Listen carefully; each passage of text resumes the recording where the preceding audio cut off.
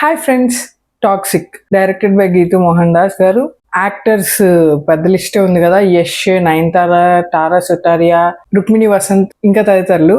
So ఈ cinema trailer and teaser చూశాక మనకు ఆల్రెడీ కొన్ని ఎక్స్పెక్టేషన్స్ అర్థమైపోయింది ఎలా ఉంటది, ఎలా ఉండబోతుంది అని. అయితే గీతూ మోహన్ దాస్ స్మూత్ అని సినిమా చూశాక అందులో టెండర్ రిలేషన్షిప్ లో ఉండే ఇద్దరు మేల్ క్యారెక్టర్స్, అంటే అదొక గే రిలేషన్షిప్, అంత బ్యూటిఫుల్ గా సెన్సిబుల్ గా తీసిన ఆవిడ ఈ సినిమా ఇంకెలా తీస్తారా అని నేను కొంచెం ఆశపడ్డాను.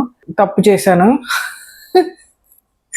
విమెన్ రైటర్స్ డైరెక్షన్ లో కానీ, రైటింగ్ లో, మెయిన్లీ రైటింగ్ లో విమెన్ రైటర్స్ రావాలి అని నేనే కాదు, everybody, film reviewers, film audience ఇప్పుడు సినిమా చూసి వచ్చి లేడీస్ రాస్తే బాగుంటది అని అంటాం చాలా సార్లు విన్నాం. ఈ మధ్య కాలంలో ఎక్కువ మంది ఎక్స్ప్రెస్ చేస్తున్నారు. ఎందుకు అలా మాట్లాడతామంటే విమెన్ రైటర్స్ రాస్తే విమెన్ పర్స్పెక్టివ్ ఉంటది. విమెన్ ని అన్రియలిస్టిక్ గా, మెన్ ప్లీజింగ్, స్టీరియోటిపికల్ గా క్యారెక్టర్స్ రాస్తారు. అవి మన ట్రెడిషనల్ గా సినిమాల్లో రైటింగ్స్ లో వచ్చే క్యారెక్టర్స్. చాలా మూవీస్ లో ఒకవేళ హస్బెండ్ తప్పు చేసినా కూడా వైఫ్ కాళ్ళ మీద పడిపోవడం చూస్తాం.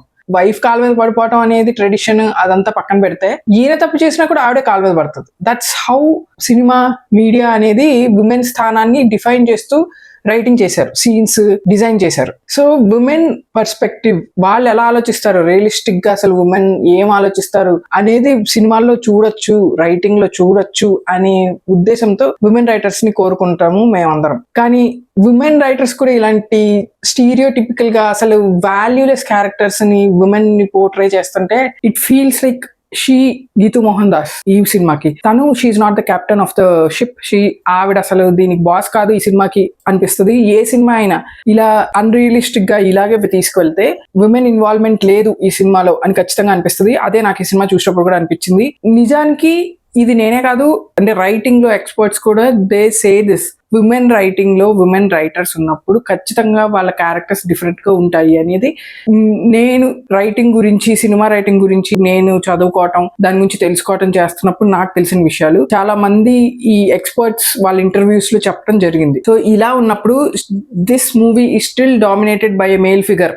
ఈ మేల్ ఫిగర్ ఈ మూవీ రైటింగ్ డామినేట్ చేస్తున్నారు, లేదా ఆ రైటర్, విమెన్ రైటర్ ఇంకా ఫుల్ కండిషనింగ్ తోనే, మేల్ ఐ కండిషనింగ్ తోనే ఉంది అని మటుకు అర్థమవుతుంది. అసలు మనకు అలాంటి రైటర్స్ ఉన్నారా అంటే yes, Payal Kapadia, Gauri Shinde, Greta Gerwig Hollywood లో, Chloe Zhao the substance movie తీసిన కొరెల్లీ ఫర్జెట్, ఇలా women writing, women camera eye మనం ఎక్స్పెక్ట్ చేయకూడదు సాధారణంగా సౌత్ ఇండియన్ మూవీస్ లో, ఇప్పటికీ ఎక్స్పెక్ట్ చేయకూడదు అనేది నాకు అర్థమైంది.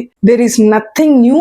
అసలు స్టోరీ రాసింది యష్ అనే అర్థమైపోతుంది. ఆ క్యారెక్టర్స్ కానీ ఏదో పాత చింతకాయ పచ్చడి తీసుకొచ్చి మళ్ళీ చింతకాయ పచ్చడి కాబట్టి వేసుకోమన్నట్టుంది. అసలు నాకు ఇంకా ప్రాబ్లమాటిక్ ఏంటంటే సీన్స్ చాలా సీరియస్ గా ఉంటాయి.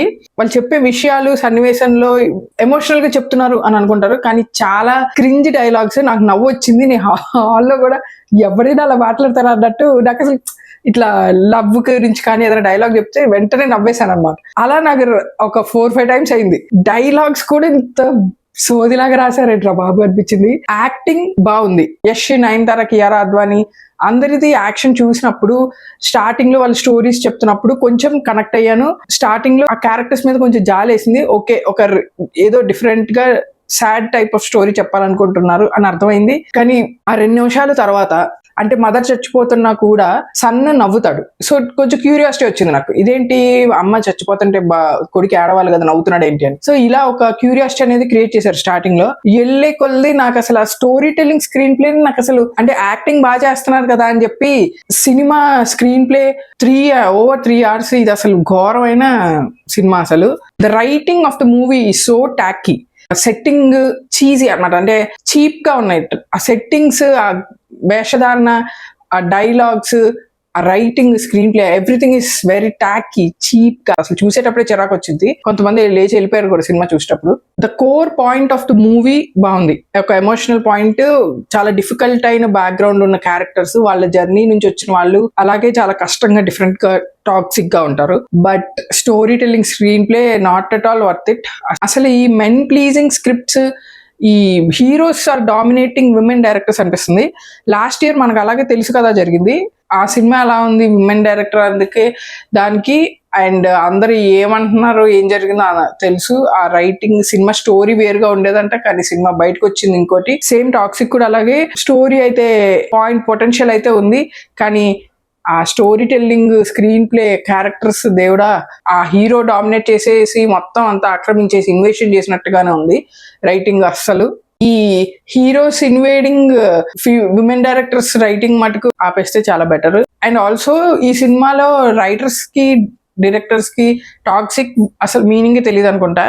ఒక సీన్ లో కియారా తన లవర్ తో నువ్వు బ్యాడ్ కాదు, యు ఆర్ జస్ట్ టాక్సిక్ అంటది. జస్ట్ టాక్సిక్ అంట. అమ్మ toxic is worse than bad person, bad character is different, toxic is different.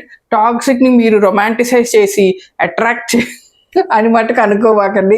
That's not toxic. Toxic is never romantic and it will never be romantic.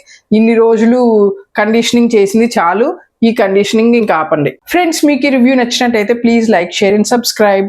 And me opinions and suggestions నా comment బాక్స్లో చెప్పండి. Thank you.